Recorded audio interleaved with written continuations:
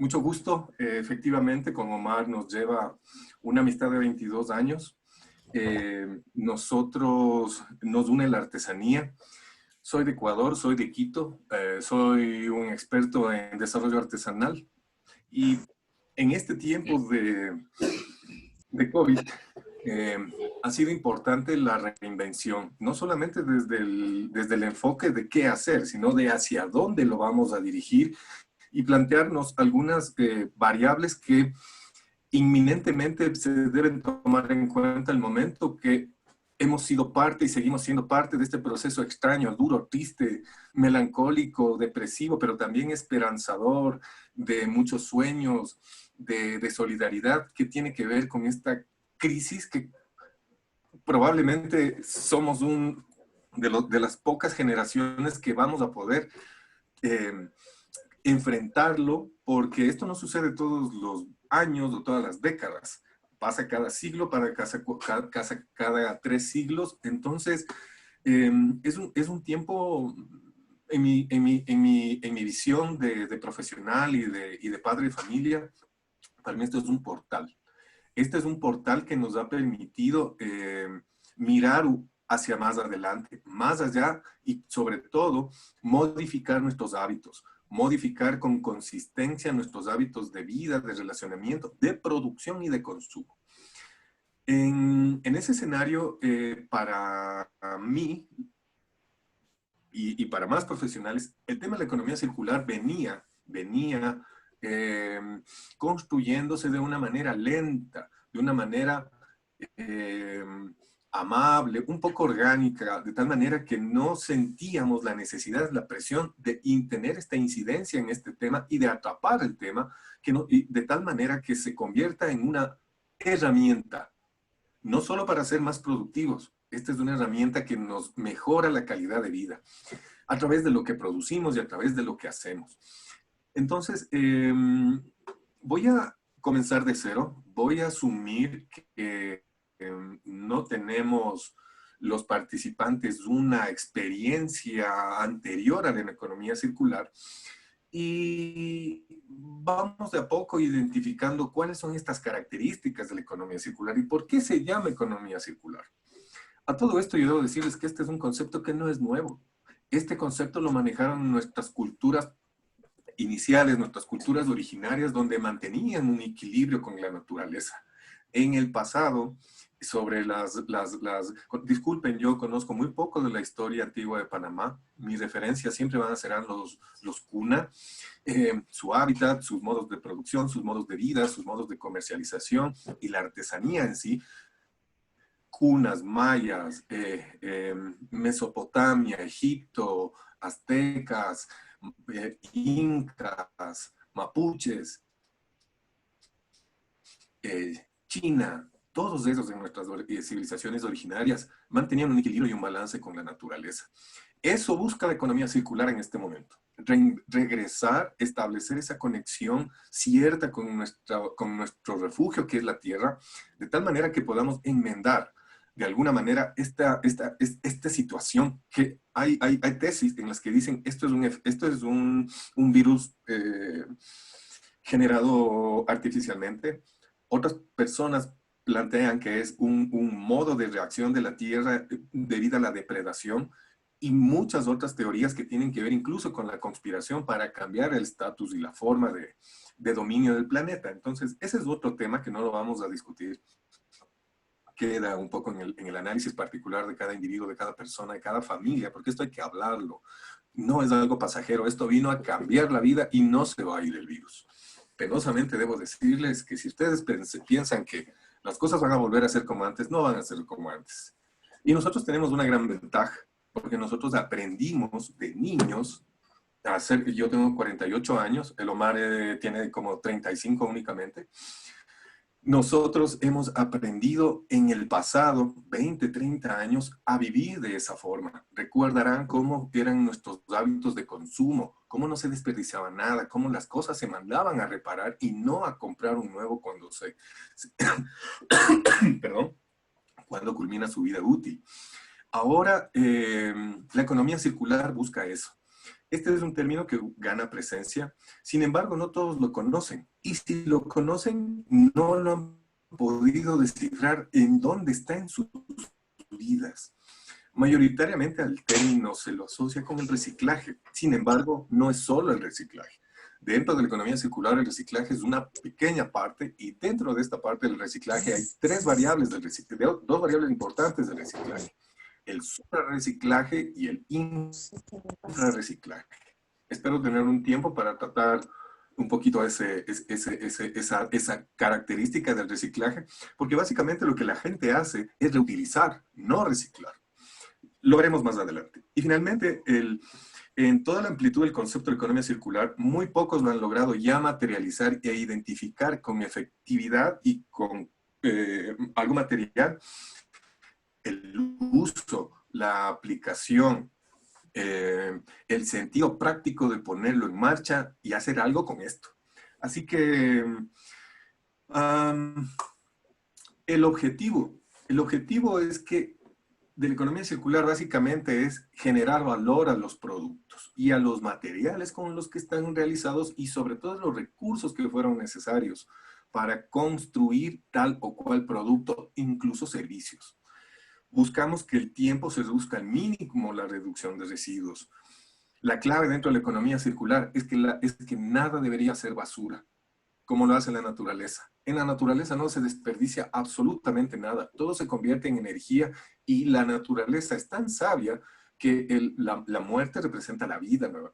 En un círculo virtuoso constante. Eso es lo que plantea la economía circular desde su concepto y su relación con la naturaleza.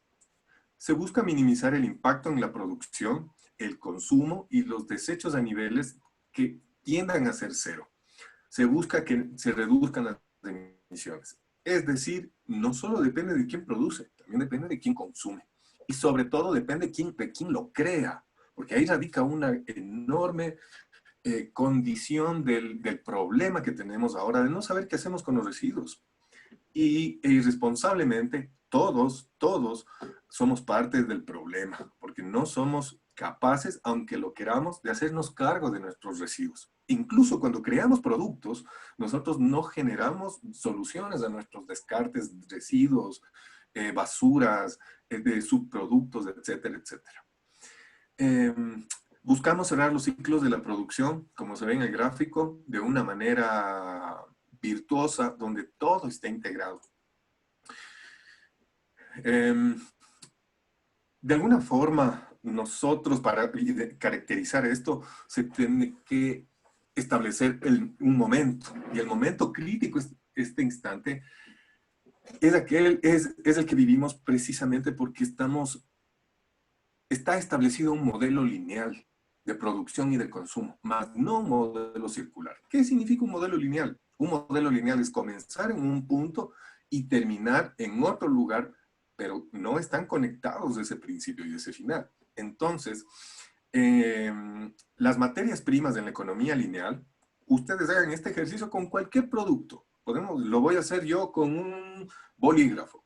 Las materias primas para un bolígrafo que llegan a este producto, que llegan desde ese punto de partida, vienen de diferentes lugares del mundo y han tenido unos procesos también que no fueron circulares. Para generar plástico, tú generas desechos del petróleo y contaminas.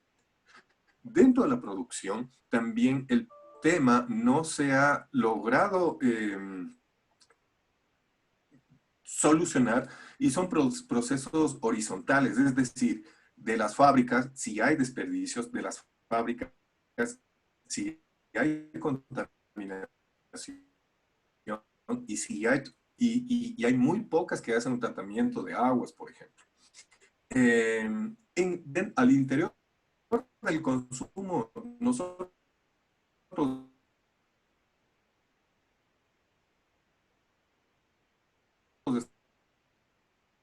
estamos acostumbrados a que otros se hagan cargo de nuestra basura. Eso es un error. Y final, si sumamos y tú echamos el polígrafo directo en basura y no somos responsables de él. Entonces, ¿quién es responsable? Este momento donde los estudiosos dicen, en la mañana escuchaba a un científico ecuatoriano, líder en economía circular en mi país, que él nos da 10 años, no más de 10 años, para poder enmendar estos errores de tal manera que luego lo que produce la naturaleza no sea inferior a lo que el hombre necesita para vivir, porque somos miles de millones de personas. Frente a eso, la propuesta de la economía circular, y es algo que nosotros en el pasado, nuestros abuelos y nuestros bisabuelos lo hacían, ¿no? Lo vamos a ver luego en una línea de tiempo, es generar este círculo virtuoso, donde las materias primas puedan tener el criterio al inicio de que van a ser recicladas en un momento, ¿no? Hay que comenzar al momento de diseñar un producto se tiene que ya pensar en el final de su vida útil, ser lo suficientemente responsables para brindarle al mundo, al usuario, al comprador, al interesado, este criterio que se convierte en un valor de venta y que con esta pandemia los mercados internacionales van a preferir pagar más por productos. No hablo únicamente de comercio justo, eso ya está implícito aquí, de consumo responsable, de comercio justo, eh, porque es una forma lógica de solucionar este momento de la existencia de la humanidad. Entonces, en estas materias primas entras en un ciclo de producción, posteriormente un ciclo de consumo que está encadenado. El desecho realmente, esta palabra se convierte nuevamente en energía que se integra nuevamente a los procesos de fabricación, a convertirse en nuevas materias primas. Se dice que en el mundo únicamente el 5% de los desechos están efectivamente clasificados, reprocesados y una mínima y nuevamente una poca porción de ellos son capaces de haber sido reciclados y convertidos en nuevos productos. Entonces, ¿qué parte del 95% del daño lo generamos las personas, los seres humanos? Son preguntas que están latentes de este momento y generan reflexión. ¿Dónde estuvo el paso errado? Se considera en esta línea de tiempo las 4 revoluciones industriales. Estas 4 revoluciones industriales, hagamos cuenta, desde el año 1800 aproximadamente, no hemos pasado más de 250 años nosotros, los humanos, desde que decidimos producir en serie, ¿ya? Al producir en serie, nosotros arrancamos desde la industria poco antes del año 1800, cuando ya la energía hidráulica, las máquinas de vapor, los ríos, todos estos experimentos de energía que los hacía Leonardo da Vinci en los años 1500, ya se fueron materializando. Pero pasaron como 150 años hasta que una idea de Da Vinci se convirtió, por ejemplo, en una bomba o se convirtió en un combustible. Todavía no había electricidad, obviamente, en este año, y fue donde comenzó la producción en serie, con el vapor.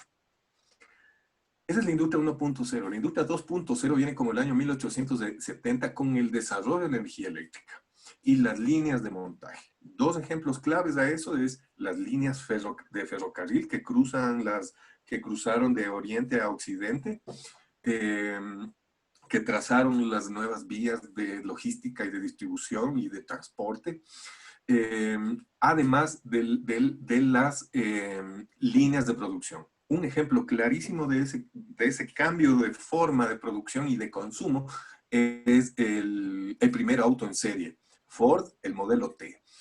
Antes de eso, no habían cadenas de producción en serie.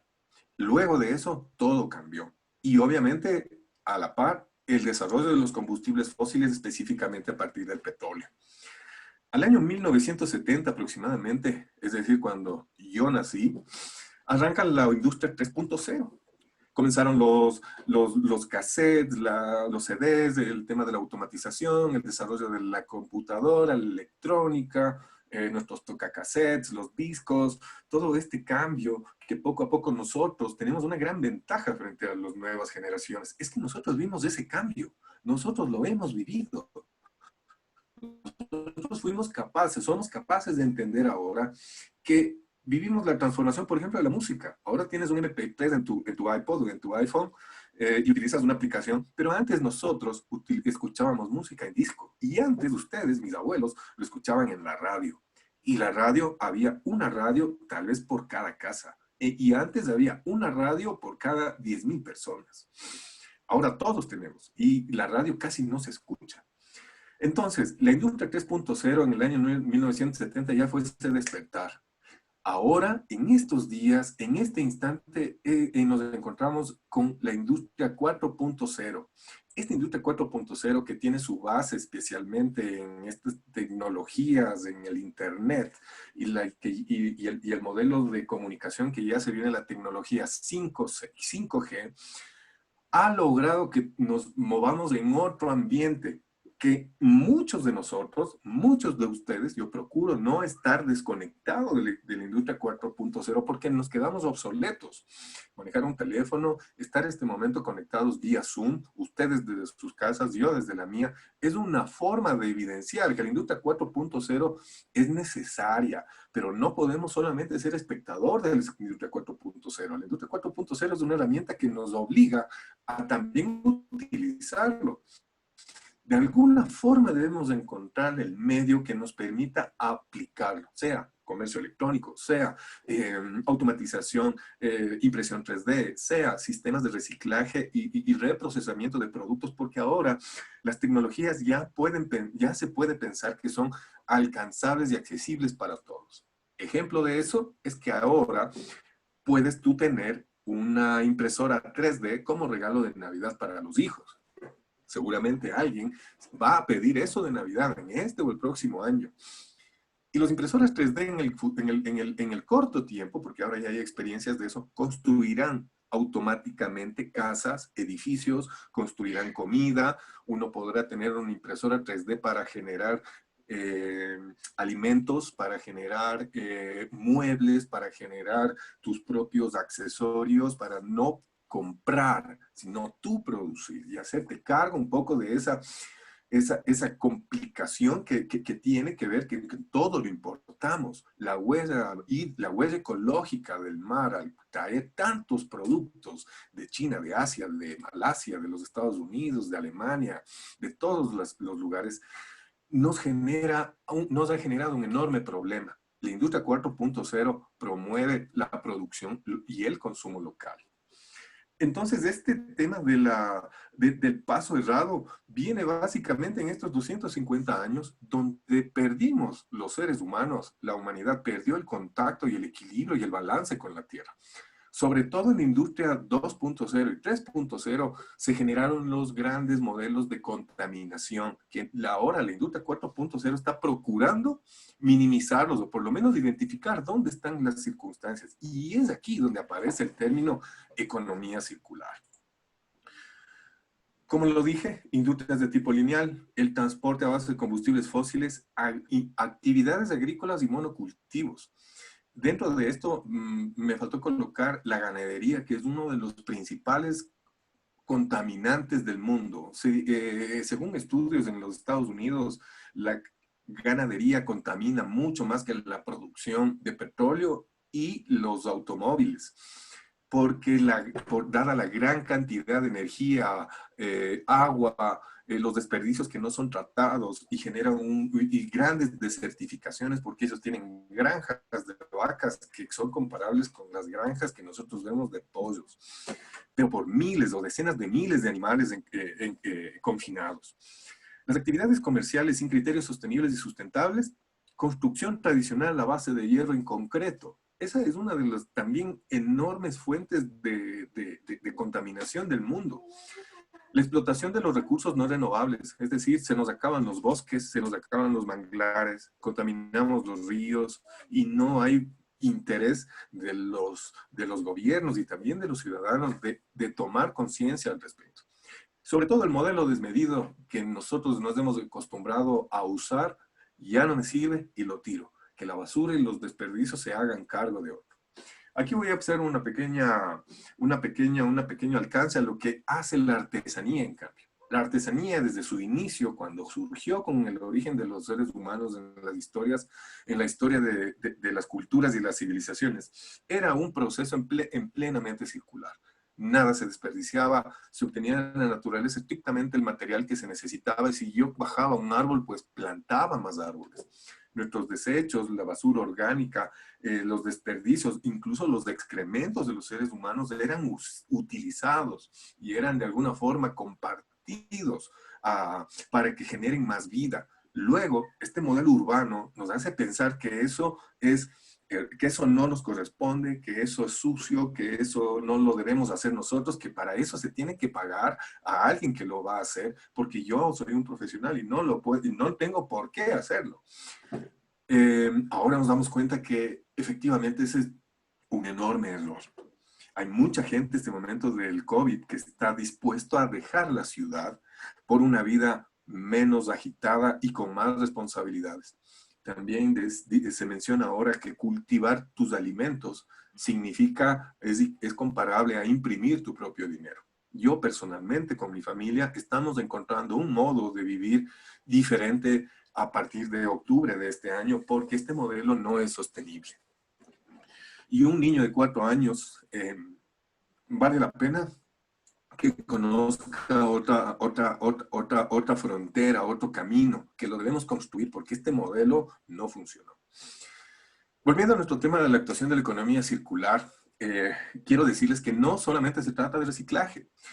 Hay un criterio que se denomina las 7 Rs, 8 Rs, las 8 Rs que tiene la economía circular. Yo las he resaltado aquí con una R mayúscula en todos estos aspectos que tiene que ver con la incidencia de este elemento en la vida de las personas. La ecoconcepción, es decir, el diseño, la idea. El concepto y el diseño de producto ya es un factor R en donde se tiene que pensar estas soluciones. Y no necesitamos ser unos genios brillantes o científicos para encontrar pequeñas soluciones que le brinden ese valor a su producto y sea atractivo para un consumidor en un mercado donde tal vez, este tema de la contaminación sea mucho más notable. Yo conozco Panamá muy poco, tal vez de paso, más conozco Nicaragua y Guatemala, pero evidentemente nuestros países son ricos en naturaleza, son ricos en verde. ¿Qué decir de Costa Rica, de Ecuador, de Colombia?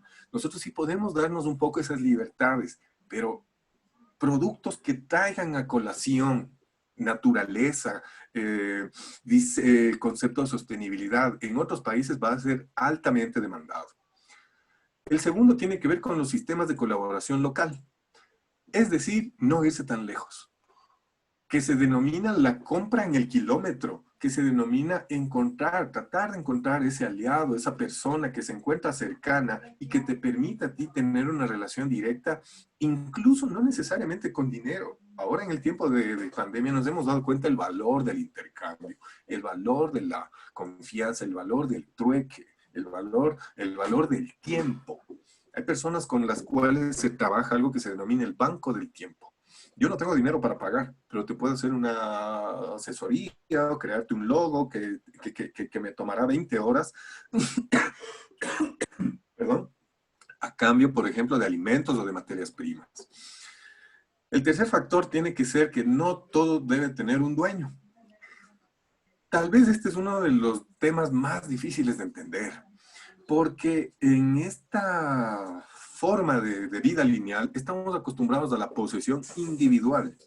Pero, por ejemplo, ¿qué pasaría si nosotros con nuestros vecinos decidimos tener un auto entre todos y no tener un auto cada uno? Conozco un ejemplo en Holanda en donde los pantalones de jean, que además es hecho con algodón orgánico, producido en Italia en temas en un tema de diseño muy verde, sin desperdicios, sin contaminación de ríos, con pigmentos naturales. Claro que es más caro. Esos productos en Ámsterdam se los alquila en una tienda. No compras un pantalón, alquilas un pantalón por una parte del precio. ¿Cuál es el beneficio de eso? Primero, que si tú te engordas o te flaqueas, tú puedes ir a cambiar el pantalón pagando un poco más o en la suscripción del servicio, de tal manera que el producto viene a ti el momento que lo necesitas. También podría ser que el producto ha terminado su vida útil, es decir, ya tiene rasgos, ya no me pondría, se manchó. Entonces lo que haces es tú devolver el pantalón al almacén. El almacén se encarga de reprocesar las materias primas y es más barato reprocesar una materia prima de alta calidad como el algodón orgánico que tratar de comprar un algodón orgánico. Eso evidentemente no pasa con el plástico, que es mucho más barato comprar plástico virgen que reprocesar el plástico. ¿Por qué? Porque nunca fueron pensados los productos para reciclarse, siempre fueron pensados para tener la mayor utilidad en el menor tiempo posible. Pero nuevamente, la pregunta aquí de transversal, ¿de quién es la responsabilidad del final del producto? ¿Solo del que compra? Perdón, ¿solamente del que produce o también es del que compra? Formas del siguiente aspecto tiene que ver con el segundo uso, es decir, las formas de extender la vida útil del producto. Una vez que termina la vida útil del producto, si no lo voy a devolver, ¿cómo se puede dar un segundo oportunidad en la vida a ese mismo producto? Conozco un producto muy interesante, lamentablemente no lo puse aquí ahora. Es un producto que es un sistema de muebles para niños de 0 a 5 años. Pero es el mismo producto que se va convirtiendo. En el primer año, del 0 al primer año, este producto es una cuna. Del año 1 al año 3, ese se convierte en un coche, en un juguete y casi en un asiento. Es modular, tú le vas como haciendo un Transformers. Y de 3 a 5 años se convierte en una mesita con silla, donde puede hacer su escritorio.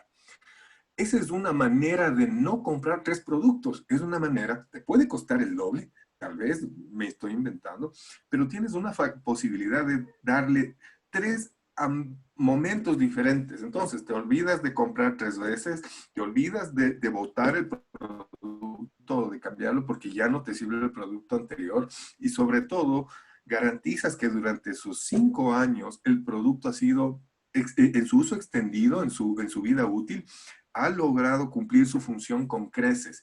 Y cuando termine ese producto, puede pasar a otras manos nuevamente desde cero. Es decir, con otro niño. En 2 años, en dos familias, digamos, ese producto puede pasar sin problema 10 años. Y si está bien elaborado, porque no son descartables, no son desechables como la mayoría de productos, por ejemplo, los que uno arma uno mismo o los plásticos, estos productos se convierten en algo muy, muy beneficioso para la naturaleza y para el sistema en sí. Siguiente aspecto de de las 8 R's tiene que ver con la reutilización. Y aquí básicamente es en donde los procesos de artesanía que yo he identificado en mi país y en la región son en donde se confunde el concepto se malinterpreta el concepto de reciclaje.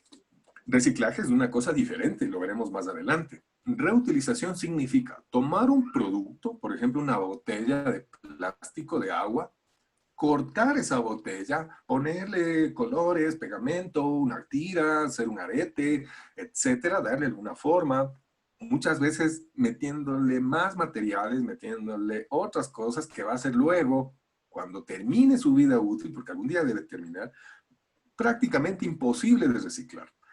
Yo considero que varios de estos procesos no orientados de artesanía urbana, de reciclaje, realmente perjudica más al planeta y sería mejor no hacerlo porque ayudaría más.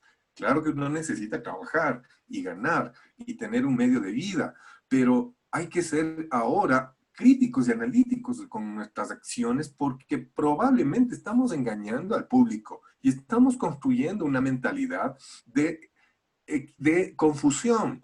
Si se dice que una mentira repetida 1000 veces se convierte en verdad, si usted le dice a su cliente, por ejemplo, que ese producto es reciclado, cuando realmente está haciendo únicamente reutilización, él se va a convencer que eso es reciclaje. Y efectivamente no son los conceptos correctos. Creo que esta descripción importante es clave para saber efectivamente cuál es el valor del producto en el momento que uno está desarrollando una propuesta de valor o desarrollando un plan estratégico o desarrollando un modelo de negocio. El siguiente aspecto que ustedes y yo lo conocemos muy bien y es cada vez más difícil tiene que ver con la reparación. Acuérdense ustedes, estimadas, hace 30 años se dañaba una plancha y tú no comprabas una plancha nueva. Había que repararla, porque esto era lo que se debía hacer. Si se dañaba una lavadora ahora, puede ser más barato comprar una nueva que incluso reparar un producto de 400, de $300. No hablar de la tecnología. Los teléfonos son irreparables. Las televisiones, los monitores, todos estos sistemas de sistemas de computación y electrónicos son prácticamente imposibles de seguir dando una vida útil, y muchas veces no es porque el aparato no funciona, es por la versión del software. Entonces, estas maneras de atraparnos nos ha condicionado, nos ha acostumbrado ya no vale, es mejor comprar. Es más barato comprar, es más fácil. Ya veremos ahí quién se lleva para que se haga cargo nuevamente. ¿Quién se hace cargo de sus desperdicios? El séptimo es efectivamente el reciclaje. Y la diferencia con la utilización es que el reciclaje, que además tiene dos variables, el suprarreciclaje y el infrarreciclaje, el reciclaje tiene que ver y con una precisión, es todo este proceso de volver un producto que ya terminó su vida útil en materia prima.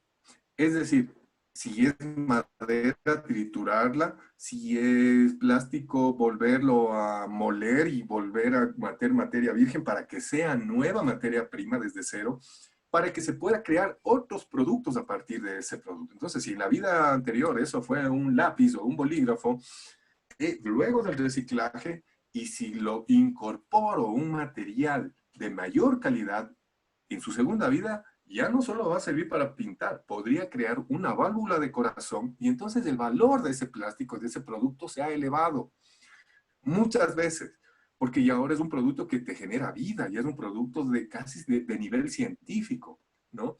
Y esta es una manera como el reciclaje puede lograr llegar a tener esta revalorización. Se denomina el suprarreciclaje. Cuando tú reciclas algo que valía $1, por decirlo, y luego del proceso de reciclaje, ese producto ya, esa materia prima ya se convirtió en algo que no vale 1, que vale 5, que vale 10. Disculpas. A diferencia del infrarreciclaje. El infrarreciclaje tiene que ver con la pérdida de valor de la materia prima. Igual llega a ser materia prima, digamos, el plástico se lo molió nuevamente, se coloca partículas, pero en el proceso en el nuevo reproceso se pierden características por el calor, por la manipulación, por los mismos procesos en sí, de la pérdida de energía, la pérdida de capacidades dúctiles, de refractividad, de dureza, de brillo, de color, y salen productos cada vez menos bonitos, por decirlo así. Un ejemplo de eso aquí en mi país son las mangueras negras, y también unos depósitos de tanques de agua que no son bonitos, sirven para lo que es, pero el plástico llega un poco a ese último momento donde casi, y es muy barato, ¿no? Cuando ese producto a su vez termina su vida útil, realmente, y si no entra un proceso de reciclaje, se convierte en un tipo de contaminación aún mucho más dura para la naturaleza. Entonces hay que tener claro, si yo hablo de reciclaje, significa que debo volver a convertirlo en materia prima y construir lo mismo u otra cosa de mayor valor. Finalmente, al interior de los 8 Eres tenemos, tengo por ahí un sonido. Ya, gracias. La valorización. Esto es algo lo intangible. Aquí tiene que ver mucho cuánto es posible recuperar de lo que ya cuánto es posible recuperar de lo que ya no hay forma de reciclar para convertir en energía. Por ejemplo, el plástico se puede convertir en materia para las centrales las centrales térmicas, ¿no? Hay polución, hay niveles de contaminación, es inevitable, pero es preferible que pase eso, pienso yo, que se convierta en energía y tratar de reducir esas emisiones a que se contamine nuevamente la tierra con un plástico que de por sí ya tenía malas características. 8 Eres, las 8 Eres que nos han permitido. Le vi entrar a Jenny, mucho gusto Jenny, qué bueno que nos acompañes.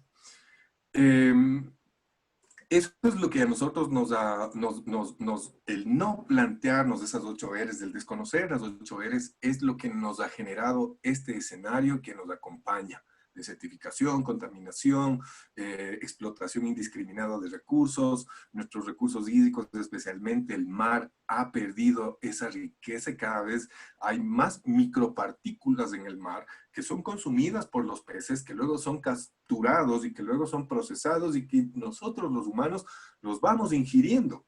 Y cuando llega esto a los ríos mediante nuestros desperdicios, porque no hay nadie quien haga el tratamiento, se vuelven a contaminar los ríos. Entonces la basura, sí, claro que tiene un círculo virtuoso, pero negativo, porque nosotros no somos conscientes del grado de afectación que eso ha tenido. En este pequeño esquema se reinterpreta la descripción anterior de los principios de la economía circular, cómo actúa, únicamente con palabras. Lo mismo, repensar el diseño. Repensar la manera como creamos y cómo consumimos, rediseñar los productos, refabricar para que no seamos tan duros con la naturaleza y con los procesos, retomar la reparación de los productos. Además, aquí es importante, y eso no lo hacen las grandes marcas, evidentemente, hay algo que se denomina la obsolescencia programada, que es realmente intencional lo que hacen las corporaciones cuando te ofrecen un producto que sabemos no va a durar más de 1 año o 3 años. ¿Saben ustedes que en los Estados Unidos, en California, hay una bombilla eléctrica, un foco, que ha cumplido ya 100 años y no se ha quemado, no ha hecho falta reemplazarlo? Eso es porque sí hay cómo hacer las cosas. El punto es que cuando surgió estas bombillas y esa tecnología hace 100 años, General Electric compró las patentes y General Electric nunca produjo ese bombillo. Lo guardó y fue imposible que alguien más lo produzca porque eso iba en contra de su interés comercial. ¿Qué es? Ustedes se han preguntado cuántos focos compramos en la vida. 50, 100. Y no nos ponemos a pensar que puede hacer que realmente haya un foco que dure 100 años y que tú lo compras una vez en la vida y no te vuelves a comprarlo. Eso es lo que no le interesa al sistema. Entonces, necesitamos replantearnos y incorporar este tema de, nuevamente, porque les decía, nosotros sí sabíamos remandar a reparar las cosas. Incluso debemos aprender a repararlas y reciclar. Esos son los conceptos fundamentales para poder continuar con el tema de cómo logramos insertar la economía circular en el diseño. Ya viéndolo desde la parte práctica, un elemento fundamental para sostener esta posibilidad de alianza, por decirlo así, es la intervención y la aplicación de los conceptos de diseño, y particularmente el diseño verde, el diseño eco. Que ustedes, obviamente, ustedes no son diseñadores, son emprendedores, son artesanos y de unas múltiples disciplinas, no necesariamente expertos en diseño, pero el diseño funciona en estas vías. El diseño debe permitirnos prolongar la vida útil de los productos. Ahora más que nada necesitamos tener ese grado de conciencia al momento que creamos algo. Y a la vez también un grado un grado crítico el momento que debamos comprar algo que sabemos que en pocos años o en poco tiempo va a ser inútil, y asumir el grado de responsabilidad con nuestros desperdicios. El diseño para el mantenimiento y la reparabilidad, permitir que los productos nuevamente sean fáciles de reparar y sobre todo sean reparables. Pensar en que el diseño puede ser es una herramienta para generar reutilización en los objetos. Ser más brillantes al momento de pensar un producto para darle tal vez unos 2 o 3 usos. Como el ejemplo que les puse de este sistema de cuna, juguete y escritorio con silla, que puede permitir a un niño tener un solo producto por 5 años y utilizarlo en sus diferentes fases. El diseño para la recuperación del producto es clave porque de esa manera nosotros, aquí, perdón, hay un error. Este es el diseño para la recuperación de materias primas. En esta lámina es el diseño para la recuperación de materias primas. eh, aspirar a que lo que nosotros configuremos sea fácil de separar más adelante. Y les pido, analicemos realmente si todas esas iniciativas que tenemos nosotros en torno a la artesanía, cuando hablamos de reciclaje, efectivamente, ¿son un beneficio para la naturaleza o estamos complicándole más el problema? Hay productos de reciclaje artesanal que prácticamente serán imposibles de recuperarlos más adelante. Y no es porque uno lo hace intencionalmente, desconocen las formas, es más que todo. Y el diseño para la recuperación de piezas o subproductos. El ecodiseño se puede aplicar en la elaboración de productos artesanales.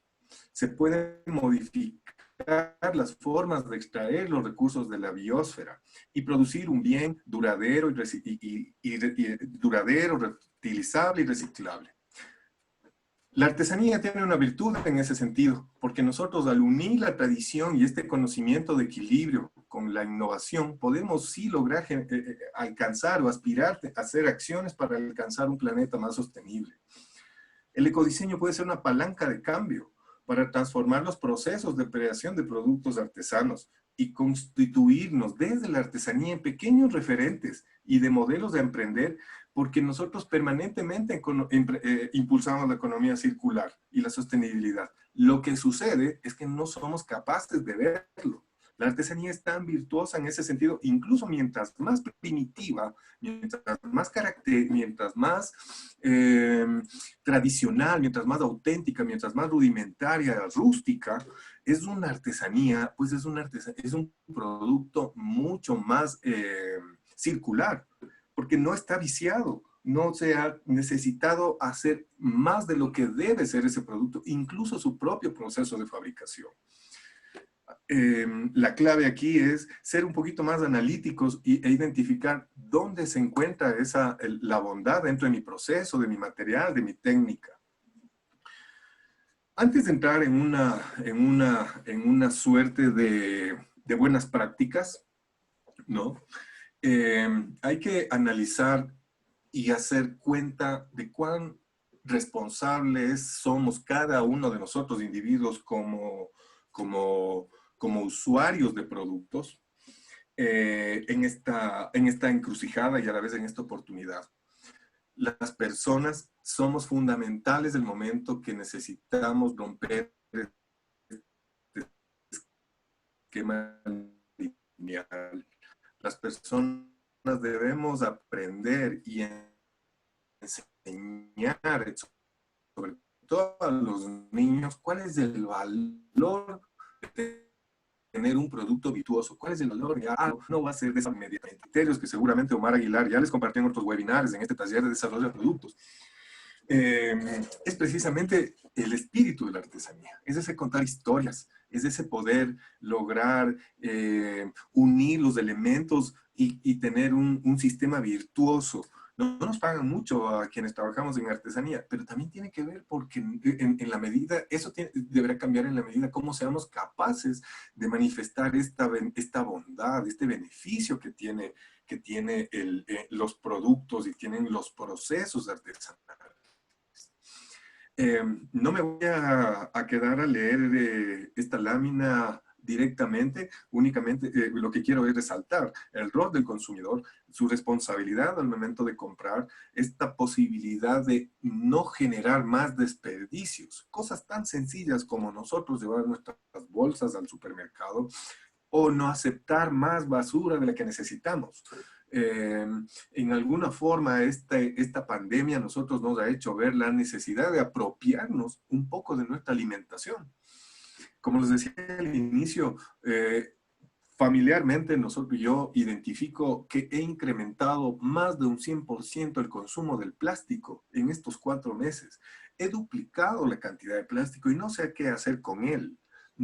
Y si no se lo clasifica, y si no hay un proceso de separación de residuos en la fuente, y peor en los diferentes depósitos de basura de las ciudades, el colapso está más próximo. De hecho, en Quito tenemos una alerta roja porque nuestro relleno sanitario, que no es manejado técnicamente, también porque los usuarios no hacemos nuestra parte, está a punto de colapsar. y eso es una bomba de tiempo en todos los núcleos sociales urbanos especialmente. Hay que incentivar el retorno y la reutilización de los productos y los materiales, como se hacía en el pasado. Tengo una serie de ejemplos de buenas prácticas que he podido encontrar. A todo esto, en el pie de esta imagen, ustedes leen Guía de Buenas Prácticas, Producción y Consumo, Productos Artesanos Sostenibles. Esta es una guía, este es uno de los pocos documentos, me parece que tiene como 40 páginas, en donde se habla de este sistema. Una gran parte de esa presentación yo la he tomado de aquí porque está muy enfocada al tema de esta charla. ¿Qué hacen estos productos? ¿Por qué han sido tomados como ejemplos de buenas prácticas y estudios de caso? Aquí hay aproximadamente en este documento deben haber unos 12 estudios de caso, eh, donde ya los conceptos que yo les he venido compartiendo y ustedes los van asimilando, se interpretan ya en tangible, en algo real, en algo que tiene uno o varios elementos descritos en el tema de economía circular. ¿Ya? En este caso, este producto, no voy a leerlo todo, este es un parlante. Este es un parlante que no utiliza luz, realmente es un amplificador de sonido que puede servir para casi todos los modelos de teléfono y que está fabricado uno a uno. Este es un producto artesanal que tiene varios procesos, madera curvada, maquinado, nada quita que este proceso, esto tenga una parte también de construcción con cierta tecnología. Son maderas nobles, de bosques conservados, etcétera. Y básicamente es un producto 100% reciclable. Aquí hay una característica fundamental y que es estas maderas tienen un sello de certificación FSC y no significa que tú tienes que comprar un tráiler de madera tratada, certificada, probablemente con 1 metro cúbico de madera, es decir, 1 metro por 1 metro por 1 metro, un cubo de 1 metro de lado, pueden salirte decenas de centenares o hasta miles de estos productos, pero lo importante es que está certificado y se sabe que el origen de esta madera es un origen legal, ¿ya? Y de la misma manera, este producto, al ser trabajado, procesado de esa manera, va a ser a su vida final reciclado al 100% porque no tiene ningún material agregado. Con esto se contribuye a la sostenibilidad.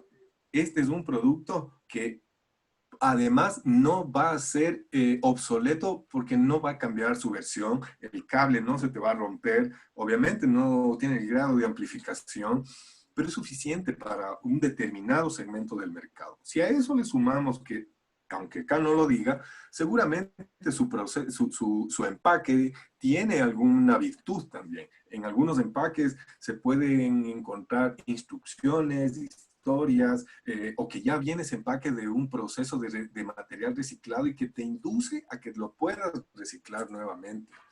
Más adelante vamos a ver algo bien interesante con papel que se denomina papel compostable. Este es un ejemplo muy lindo, muy claro respecto a cómo tomar algunos ejemplos, algunos conceptos de lo que habíamos hablado anteriormente y bajarlos a efecto, a real, a tangible. Lo mismo quizá podemos pensar en hacerlo con joyas. Si no me equivoco, este grupo tiene un tanto ese enfoque también. Mirar cómo podemos contribuir de esa manera. En base a los recursos que aún no hemos visto que podemos utilizar. Perdón. Este ejemplo a mí me parece, más allá del producto en sí, porque es un producto que probablemente ustedes lo han encontrado, es vitrofusión, muy fácil de hacer, necesitas algo con que cortar, algo con que fundir, tal vez una matriz, un horno, pero ese no es tanto el punto. El punto es cómo se hacen estos productos. ¿Quién lo hace? ¿Por qué decidieron hacer este producto? Jordi Roca, este es un tema de una colaboración entre un restaurante y un servicio. Estos productos que tienen que ver con el mobiliario, con el menaje de casa, de restaurante, está ligado a un restaurante muy reconocido. No sé si está ahora, si estará ahora este chef Jordi Roca, que es un español muy famoso. Con este emprendimiento actualmente por lo del COVID, muchos han cerrado, incluso los grandes marcas. Eh, pero lo que hizo él es tener un taller de innovación artesanal junto al restaurante. Entonces, en función de las necesidades de su restaurante, para las creaciones, para sus cócteles, los platos, las formas de presentación de los productos, él encontró que los desperdicios, botellas de vino especialmente, y otros elementos que se descartaban del restaurante, podrían volver a ser parte de él con un proceso artesanal y se ligó con artesanos de la localidad para crear una propia circularidad.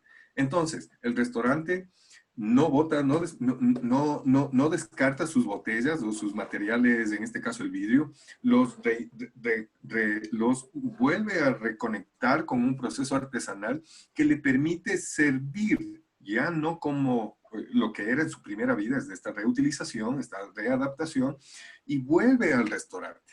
El producto que una vez fue botella vuelve como plato y genera este círculo virtuoso. Investigando un poquito más, él vende los productos con la marca de su restaurante. ¿Y por qué comprarle este producto con esa marca de restaurante cuando hay cientos y miles de personas que también hacen lo mismo en su casa? Es por el efecto, es por el resultado, es porque está sostenido por una marca potente que traduce y transmite este valor del producto. Y si tú fuiste al restaurante y te sentiste a gusto ese día con la cena, pues te apropias del momento, construyes esa historia y el momento que sales del restaurante, pues decides además comprarte el plato para cada vez que estás en tu casa acordarte lo que pasó esa vez y recrear la historia. Son maneras como se van construyendo estas relaciones, no solo entre los productos, sino entre las personas que están cercanas.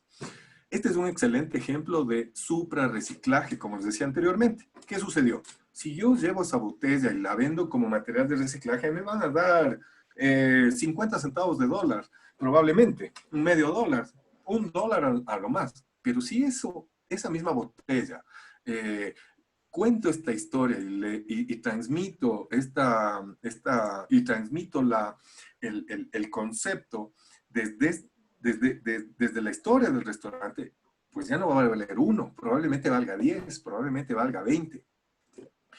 Es clave encontrar estas formas de poder incorporar el valor en alianza con otras personas. Mientras más individuos o empresas estemos vinculadas sobre un mismo producto, el efecto es multiplicador, porque todos tenemos una fortaleza que a la final sostiene la idea y genera un mayor impacto, no solo en el mercado, lo más importante en este momento es primero impactar en la conciencia de los consumidores y sobre eso, por propia decantación, se irán dando los fenómenos comerciales necesarios, porque ahora, con tiempo de COVID, las personas no compramos lo que no necesitamos.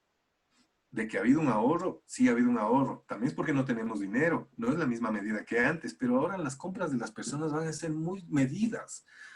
Todo lo que tiene que ver con agricultura urbana es una oportunidad gigante este momento.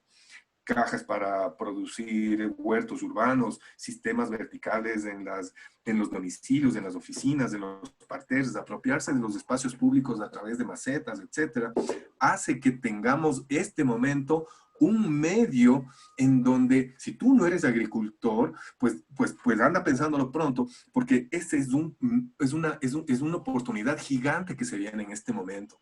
La otra oportunidad gigante, saltando un poco de tema, haciendo un paréntesis, tiene que ver con la educación en casa. ¿Cuánto estamos en capacidad nosotros de crear elementos que nos permitan a nosotros mismos educar a nuestros niños? Material educativo, soluciones de tipo material didáctico, las metodologías Waldorf, las metodologías Montessori, etcétera, todos esos informaciones y de alguna forma, no quiero decir ciencia, temas que ahora son importantes y no encontramos la solución en el mercado porque nosotros tenemos que ir resolviendo esas cosas inmediatamente. Un siguiente ejemplo tiene que ver con el merchandising ecológico. Aquí, básicamente esto lo que hace estas pastillas de tierra es que son bombas y es que hay varias formas de entenderlo. Hay bombas de semillas. Bombas de semillas es básicamente una pelota, una cosa con material, papel principalmente, o semicompostable o compostable, donde el interior están semillas y tú entregas algo promocional en forma de una pelota y esta pelota, al momento que ya cumplió su función de ser un producto promocional, se puede enterrar y de ahí va a crecer una planta. Lo mismo sucede con las pastillas con las tarjetas de presentación. Lo mismo sirve al hacer un sobre. Lo mismo podría servir si este papel se convierte en un cuaderno o si se convierte en un afiche o, como lo dije, en una tarjeta de presentación. La clave es que este papel, en cualquiera de las formas que tú lo vayas a utilizar, puede ser una caja para empacar tu producto, el momento que lo entierras, ese producto genera vida, se convierte en una planta. Hay un producto bien difundido ahora que es un lápiz. Es un lápiz donde tú colocas un lápiz de madera, sin color, sin brillo, sin laca, sin nada, muy rústico, donde colocas la marca del producto en un lado y en vez de borrador, tiene la mitad de una cápsula de medicina y al interior de esa media cápsula de medicina, que parece un borrador, están colocadas una serie de semillas. Suenan, sacas, utilizas el lápiz hasta que ya llega al final y al final del lápiz se entierra. Luego de unos días, el lápiz se convirtió en una planta. Y ese pedazo de lápiz tiene un poco de madera que se transformará y será orgánico y también tiene grafito. El grafito es carbono y el carbono es energía. Entonces, luego de mucho tiempo, eso nuevamente se convertirá en recurso. El punto es de encontrar maneras como podernos integrar, reconectar con el proceso natural, con la naturaleza, a partir de nuestros productos y tal vez fusionando varias de estas ideas. Este es un servicio. A mí me gusta mucho de aquí en Quito, yo ya encuentro varios de ellos. Hay uno que queda muy cerca de mi casa, que se llama El Closet de Oscar, me parece que es. Él es un diseñador de moda muy ingenioso, muy recursivo. Y lo que tiene de particular aquí es que en este caso, Crispy, que es la marca allá en Asturias, él lo que hace es, tiene un ropero de productos de ropa que ya la gente no utiliza, pero los materiales aquí es lo importante. No es si es una ropa anticuada o es que ya el cuello está roto o que ya no le queda la talla. No, aquí lo valioso es el material. Puedes tener un material de 20 o de 30 años que no es comparable para los materiales que existen ahora. Entonces, en estos ateliers, obviamente no es para todas las personas. Muchos piensan que comprar usado es símbolo de pobreza o símbolo de carencia o símbolo de un estatus económico por ciento de mi ropa. Yo la compro de segunda mano o intercambio o readapto a algo que probablemente a mi amigo no le sirve. Yo he dejado de comprar ropa hace mucho tiempo. A pesar de que soy un diseñador, me gusta la moda, pero entendí el precio que tiene la moda en el mundo. Y de eso Omar Aguilar sabe muchísimo más. Entonces, en este taller lo que se hace es reutilizar y reciclar. Se dan la mano con ropa original, él establece los patrones, uno llega, le dice, mira, tengo esta prenda, me gustaría que se convierta en otra cosa. Perdón. Y con los recursos que tiene en su taller, en esta ropa, se va generando un nuevo modelo. Entonces, tal vez una camiseta que ya era desperdicio y no tenía un valor en el mercado, al reconfigurarle con un forro y con un excelente diseño funcional, esa materia prima sin valor se convierte en una prenda que tiene un nuevo valor. Nuevamente, eso se denomina, y aquí es su nombre en inglés, el upcycling, perdón, es el suprarreciclaje. Es decir, cuando yo reciclo y le doy un nuevo momento a la vida a ese material o a ese producto, tiene más valor, un mayor valor que en la vida pasada. ¿Qué hace falta para eso?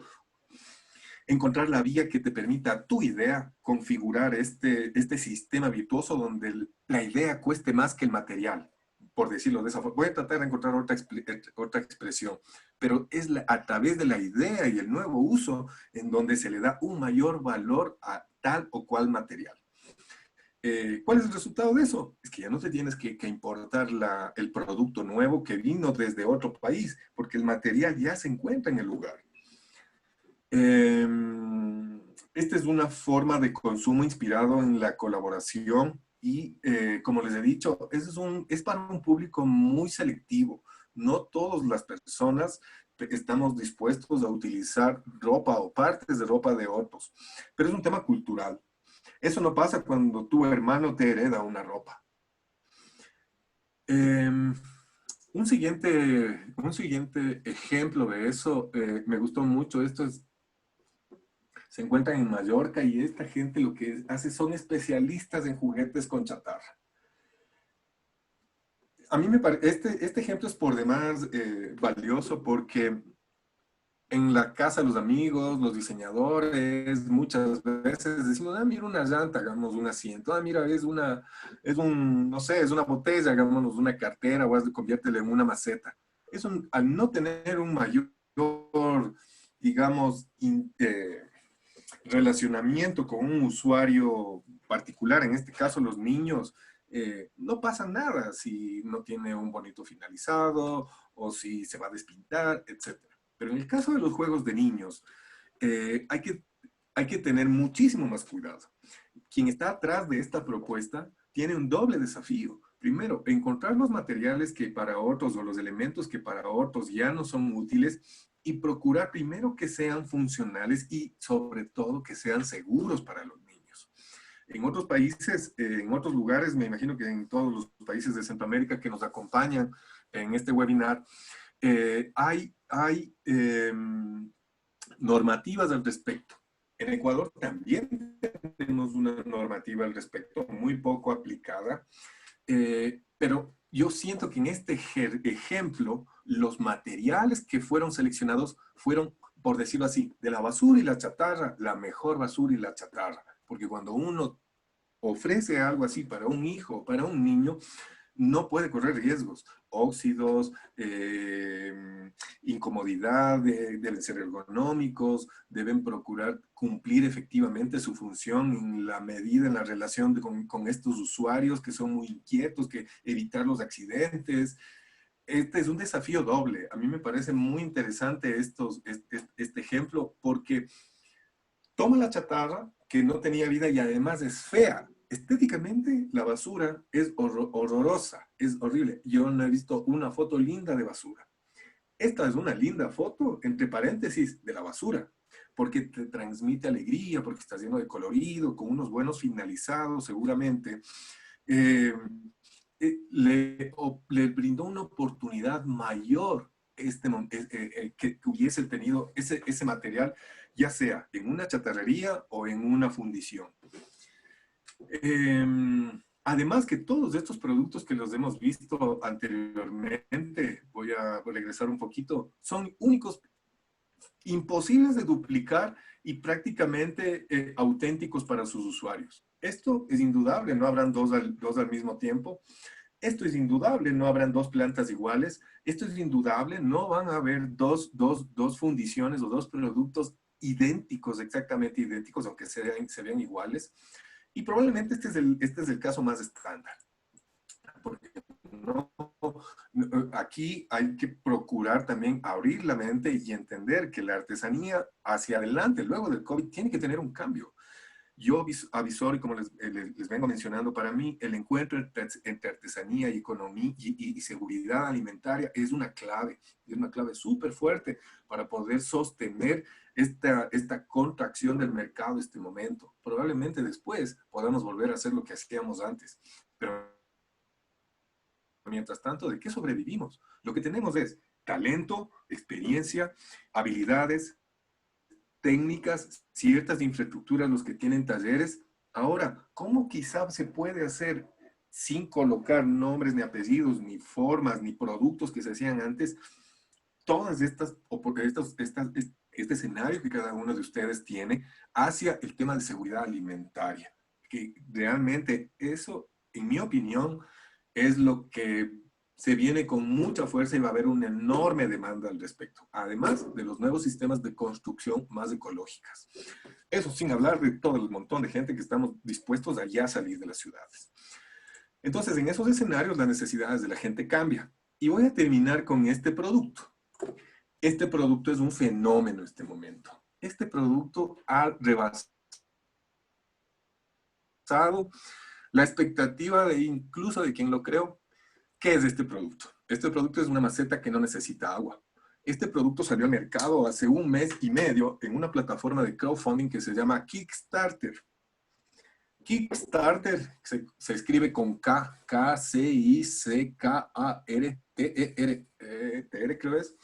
Kickstarter lo que hizo es una plataforma donde tú tienes una idea, metes el producto y lo vendes antes de producir el producto. Es una plataforma de crowdfunding de venta anticipada.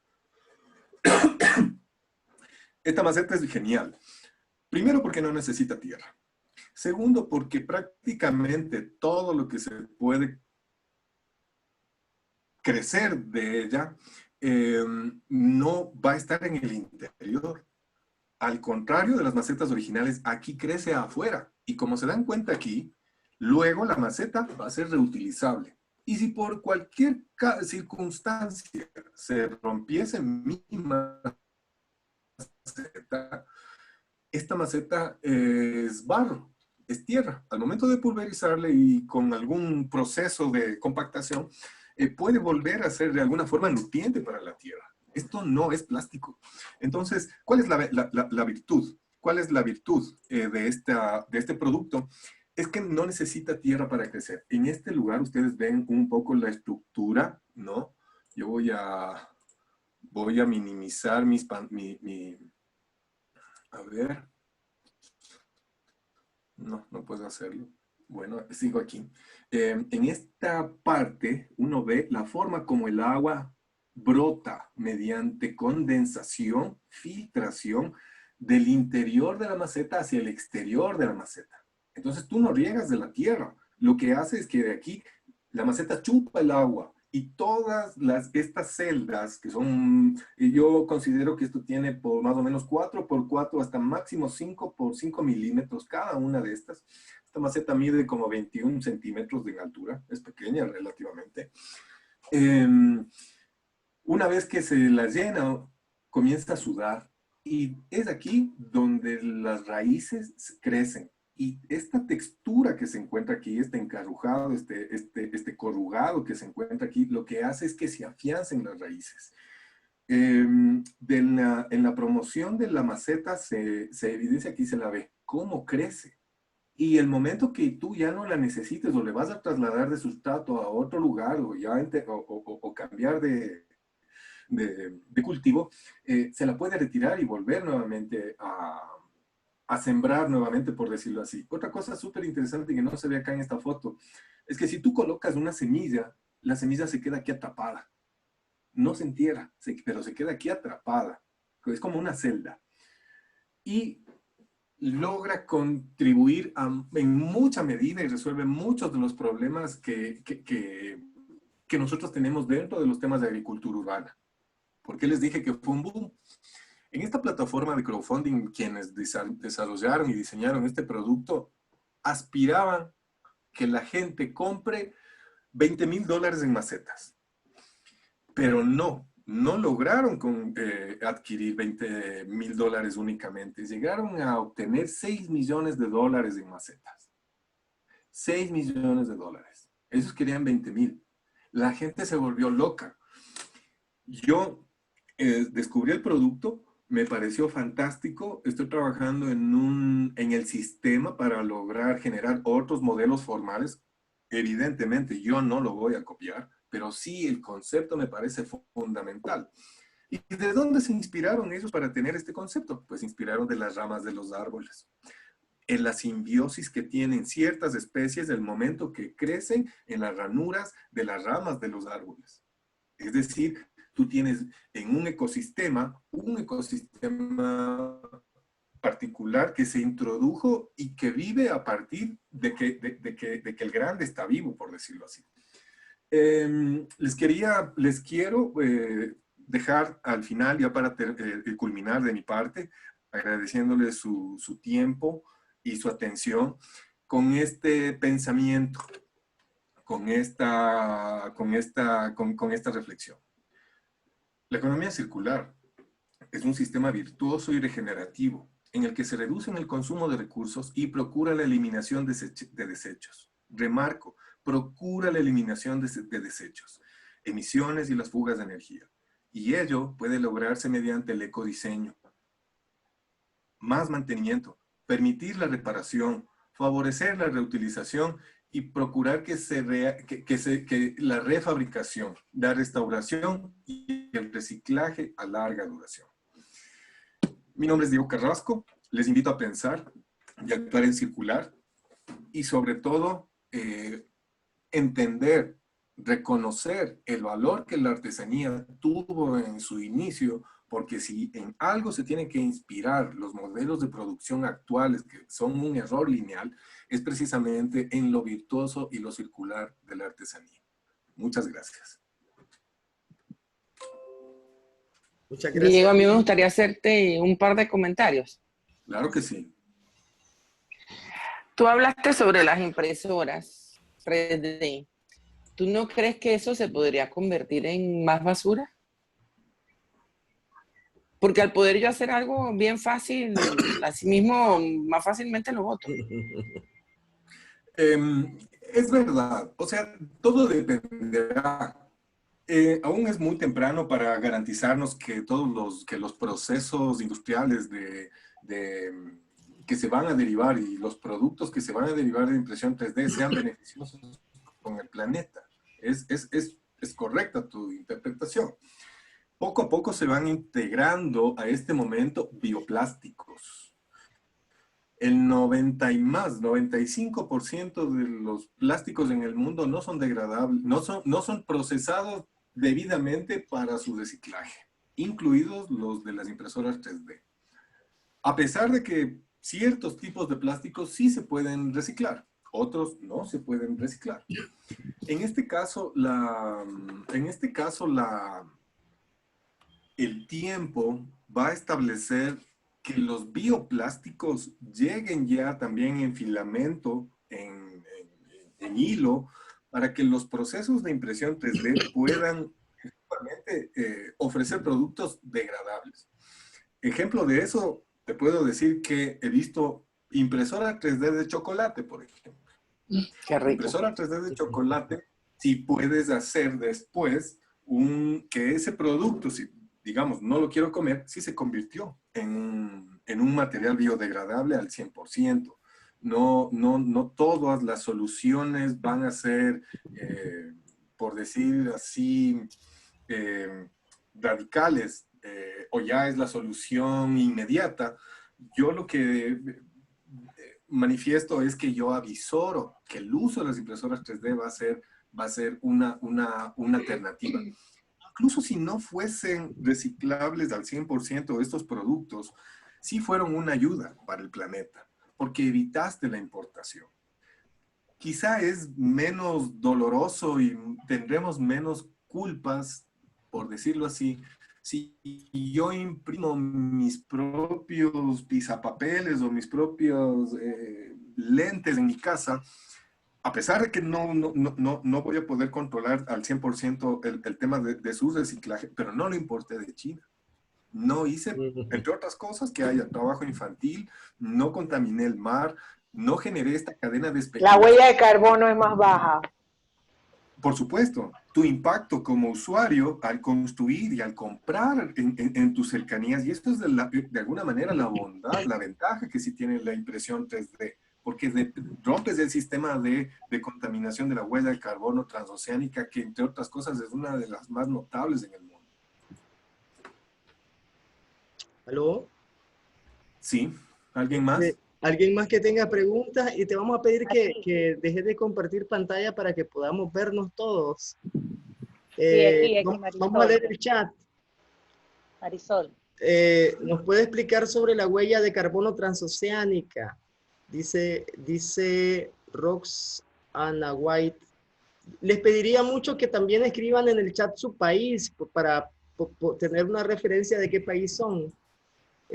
Saludos a todos, gracias por la charla, estuvo muy buena. Hora del supermercado. Es que aquí en Panamá salimos por horarios, los varones un día, las mujeres otro día. A mí me tocó ayer, pero no salí porque ya había comprado bastante la vez anterior. También te iba a pedir, Diego, que si nos regalabas tu presentación para compartirla con Caroline a todos los correos de las chicas, pues porque en realidad en tu presentación hay cosas bien interesantes que no se pueden leer en la pantalla que estamos compartiendo, ¿no? Entonces, Con para gusto. que las chicas lo puedan revisar. Hay Muy gente de bien. El Salvador, mandan saludos, y Rebeca desde Costa Rica. Migdalia es de Panamá. Diego. Yo quería hacer otro comentario con el tema actual, las mascarillas. A mí me llamó mucho la atención al principio, me puse a hacerlas. Bueno, antes de eso, Diego hablaba de que a nosotros nos enseñaron, como quien dice, a usar las cosas hasta que ya no tuvieran. Y en mi casa eso era algo tan fuerte que yo no lo he superado. Quizá lo he superado un poco más que mis padres, pero no tanto. Entre otras razones porque mi papá no solo era así, sino que él vivió la Segunda Guerra Mundial y él en mi casa era exagerado quizá en eso de que aquí todo se reutiliza, no tengo por qué estar contratando a una persona si yo lo sé hacer, etc. Y con esa visión creé yo mis mascarillas. Entonces, a mí me llamaba la atención que las personas me preguntaran que cuánto tiempo de vida tenía mi mascarilla. Y yo decía, pero ¿por qué me están preguntando esto? El tiempo de vida que tenga la tela. Es más, yo tuve el cuidado de ponerle sesgos a los lados de manera que si los elásticos se dañan, la persona los puede reemplazar o por tiras o por otro elástico. O sea, mis mascarillas son, digámoslo, si queremos hacerlo así, totalmente ecológicas. Y entonces yo no entendía por qué me preguntaban que cuál era el periodo de vida y yo les decía, bueno, esto va a depender de cómo ustedes traten la tela. Después llegué a entender que es que hay muchas mascarillas que o el filtro, se lo están poniendo de pelón. Y obviamente el pelón se va degradando hasta un punto en que ya no sirve como filtro. Pero como o sea, la mente que me inculcaron mis padres fue eso de siempre tratar de ver cómo hago un producto que sea utilizable hasta el final de sus días.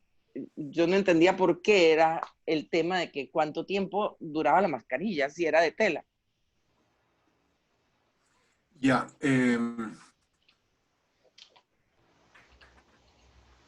Voy a responderte antes de la mascarilla para luego hablar del tema de la huella transoceánica. En el caso de ciertos productos como las mascarillas técnicas, por ejemplo, que tienen una válvula, que tienen un filtro que ha sido y no sé decirlo, pero yo considero que es necesario que tenga ese reemplazo, dado el tiempo de horas útil, es precisamente por su nivel de eficiencia y por garantizarnos de que la razón de existir de ese producto efectivamente cumpla su función.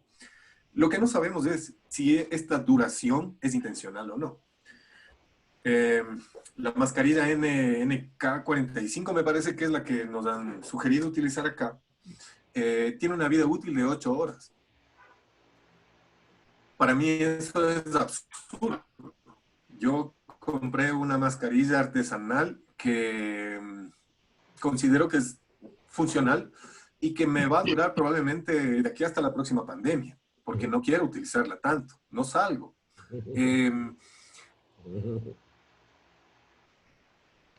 Eso se denomina la obsolescencia programada. Es todo un capítulo de entender cuál es el poder de las corporaciones al respecto de brindarnos y de darnos un tiempo de vida útil de los productos. No Yo a Lorena no debemos desmeritar de y- ninguna forma el trabajo de las otras personas y dejar que el mismo consumidor sea el Exacto. que escoja lo que desea comprar y de la forma que lo desea comprar. Porque el consumidor realmente no es en estos tiempos un consumidor que no sabe lo que quiere. Sabe lo que quiere, sabe cómo lo quiere, sabe si quiere que se le deteriore para poder tener la facultad de volver a comprar, porque hay gente que le gusta solamente el hecho de volver a comprar. Me compro esta roja, me compro esta amarilla, me compro esta camuflajeada. Entonces no necesito que me dure 20 años, porque yo lo que quiero es comprar. Eso en los casos de las mascarillas, ¿no? Así que no desmeritar el trabajo de los demás y dejar que el consumidor sea el que escoja lo que quiere en estos momentos. Así es. Diego, te leo un poquito el chat. Migdalia desde Panamá, saludos desde El Salvador, Rebeca desde Costa Rica, feliz día, dice Migdalia, hola, saludos desde Nicaragua, Vivian López, Marisol Cepeda desde Panamá, bendiciones, saludos desde Costa Rica, Adriana Ramírez,